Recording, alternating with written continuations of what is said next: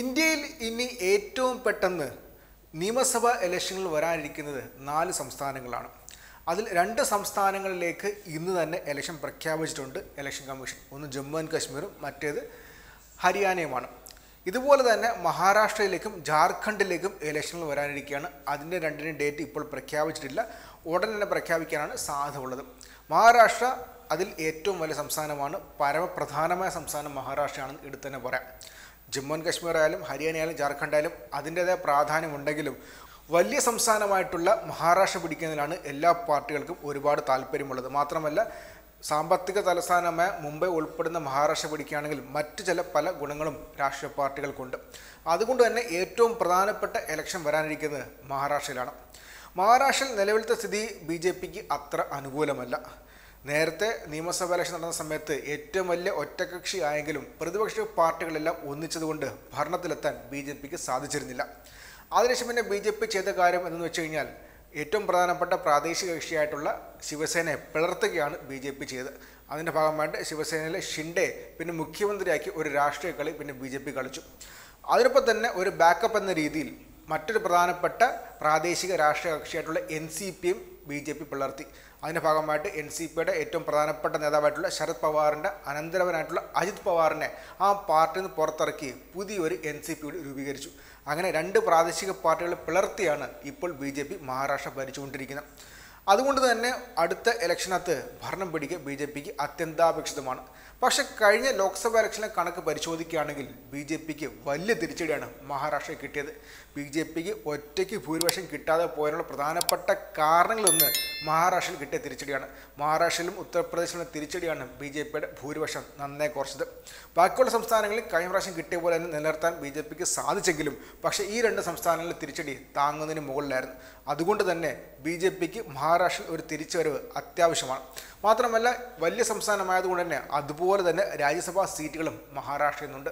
അതുകൊണ്ട് തന്നെ മഹാരാഷ്ട്ര നിലനിർത്തുക BJPക്ക് ആവശ്യമാണ്. അതിൻ്റെ ഭാഗമായിട്ടുള്ള കരുനീക്കങ്ങളാണ് അവർ നടത്തിക്കൊണ്ടിരിക്കുന്നത്. പക്ഷേ പാളത്തിൽ പട ഇപ്പോഴേ ഉണ്ടെന്നാണ് പുറത്തു വരുന്ന വാർത്തകൾ സൂചിപ്പിക്കുന്നത്. മാത്രമല്ല NCP നിന്ന് പിളർത്തി ഇപ്പുറത്തെത്തിച്ച അജിത് പവാറിന് തനി വ്യക്തമായൊരു സ്വാധീനമോ പരിഗണനയോ ഇവിടെ കിട്ടുന്നില്ല എന്നൊരു പരാതിയുണ്ട്. അതുകൊണ്ട് തന്നെ അദ്ദേഹം തിരിച്ചു പോകാനുള്ള സാധ്യത കൂടി വളരെ വലുതാണ്. അതുകൂടി നോക്കിയാണ് BJP ഇപ്പോൾ മുന്നോട്ട് പോയിക്കൊണ്ടിരിക്കുന്നത്.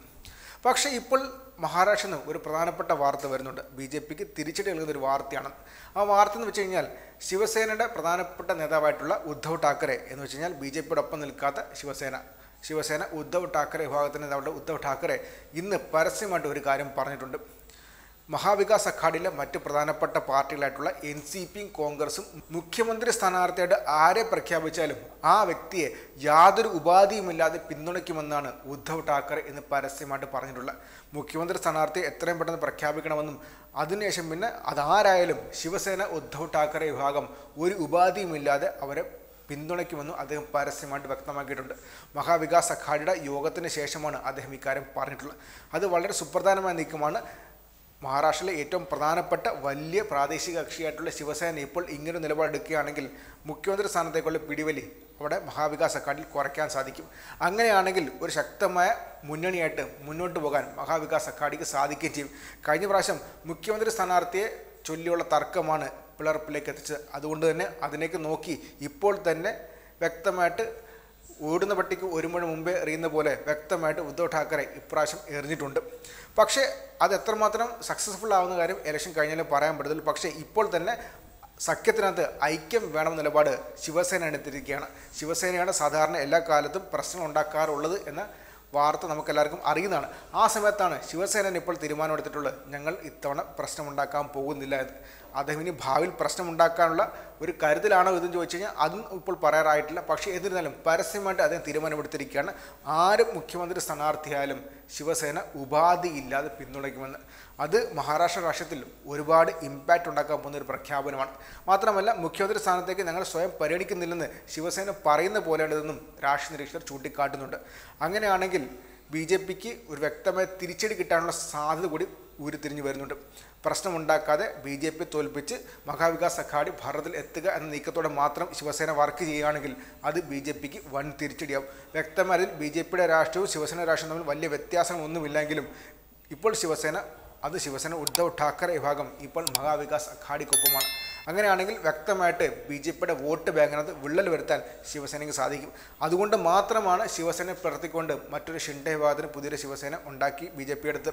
പക്ഷേ ഷിൻഡെ വിഭാഗത്തിൻ്റെ ശക്തി പയ്യെ ചോർന്നു വന്നിരിക്കുകയാണ്. അതിൻ്റെ വ്യക്തമായ ലക്ഷണങ്ങൾ കഴിഞ്ഞ ലോക്സഭ ഇലക്ഷനിലും ഉണ്ടായിരുന്നു.